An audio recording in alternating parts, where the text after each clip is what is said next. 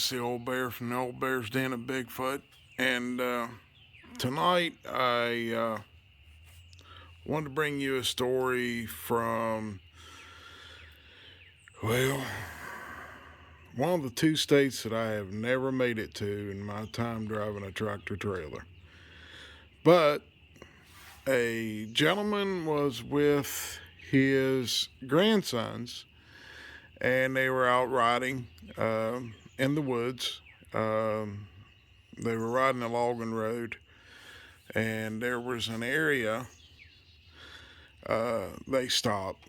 Grandpa had to go to the restroom. It happens to all of us.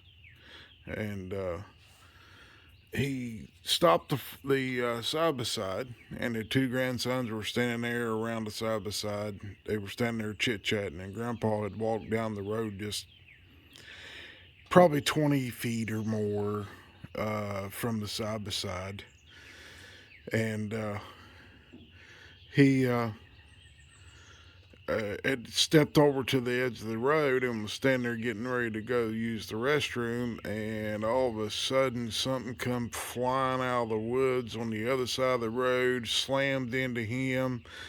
He said it was about like getting hit when he played football in high school.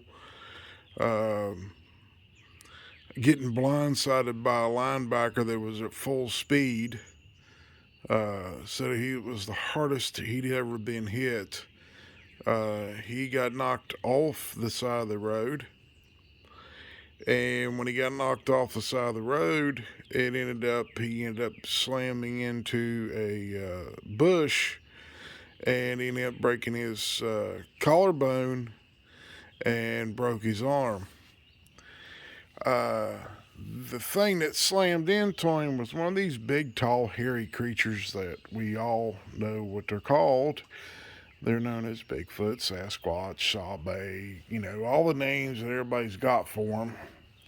And, well, anyway, this thing evidently at that point it knocked him out.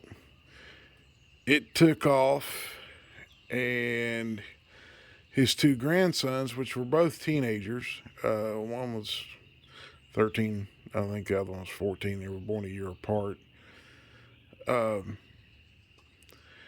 At that point, they took off running because it scared the daylights out of them. They were upset.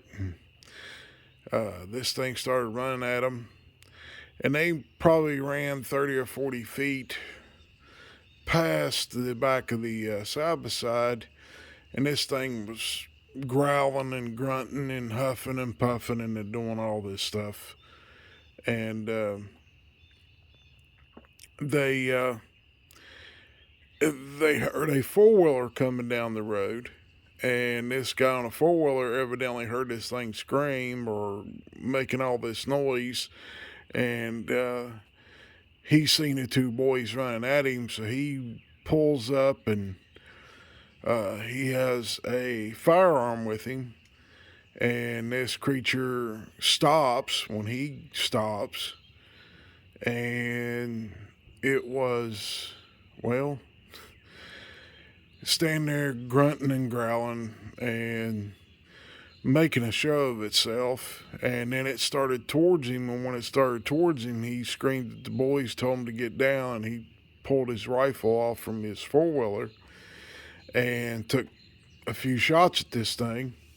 And I'd say he hit it because they found, we'll get to that in a minute. He hit it, and the boys, and this thing took off, running back down the road, and then it cut off to the left side of the road, about where it came out at, according to the two grandsons. And they went down there, and they were crying and telling them they thought that this thing killed their grandpa and everything else. And he went down there and looked, and the man was coming to himself. He was moaning and groaning, and he helped him up, and they put his grandpa, the grandpa in the back, and one of the oldest grandson got in the back with him in the bed of the side by side. And the other two got up front, and then they rode the side by side out of there and got him out of there. Got him to where he got cell service out near the vehicles, called an ambulance, called the police, told them this gentleman had been attacked, and not good things had happened to him. And they took him to the police, and the ambulance showed up almost exactly the same amount of time that it took him to get there. And once they got there, they put the man in the ambulance, took care of him, took the two grandsons with him to the hospital. They called his family. His family met him at the hospital, and the boys and all this stuff was going on. And the police went back down with the guy to retrieve his four-wheeler, and they went down there and they found blood. And this gentleman told them what it looked like: big, hairy, black and a red, like an auburn colored hair mixed together.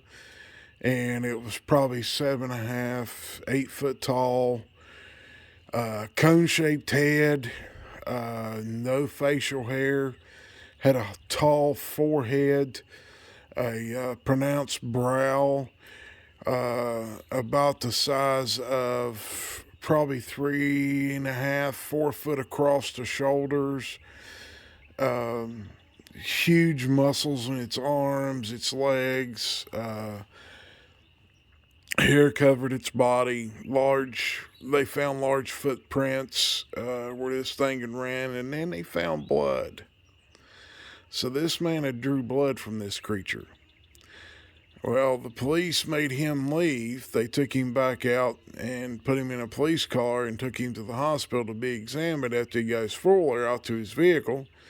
And they called his family, and someone in his family went and got his truck and his four-wheeler and the trailer. The wife had an extra key to the vehicle, and they took him to the hospital. Well, when he got to the hospital, doctors did a quick check over him and said he was all right, and told him he can go and see the boys and see the older man that they had helped. And once he got in the room with him, he told him, he said, "Don't tell him what you saw. Tell him it was a bear." I tried to tell them, they told me I was nuts. They were going to cover this up. Well, they did their usual, typical cover up. And as usual, the government keeps it quiet. The report that it was out of Mississippi was a bear attack. I don't know if very many bears in Mississippi, but they said it was a rogue bear, and they had taken care of the bear and gotten rid of the bear, had to destroy the bear. But in actuality, it was one of these creatures. The reason I think that this man was attacked, they surprised it in the area that it was, and the area it came out of was thick brush. And they, typical government, keep it quiet, keep it hushed. And I hope y'all take from this what you get, what you can get from it. Be careful when you're out there. And as long as you have the God-given right to carry a firearm, I suggest you do so. It's springtime. These creatures are going to start moving around more. They're going to start getting out, which they probably already are. They're out hunting, try to lay on enough fat for themselves and their family through this time of the year, because it's springtime, everything's greening up, and they've had a hard winter. And quite a few places in the country, been a lot of snow, a lot of cold. So take heed, people. And I hope and pray that each and every one of you are blessed. And I pray that you're watched over. And I hope you enjoy the video. I know it's short, but it's short and sweet to the point. And like I said, be mindful where these things are, because you never know when they can get a temper. And I want to give one shout out to Grizz and Val. I was on their show, The Bones, the other night, here a week or two ago, and I want to thank them. They had me on there for 2 hours, and we talked a lot about what I've seen all these years, and they're trying to bring this out about these creatures that they're not to be trusted.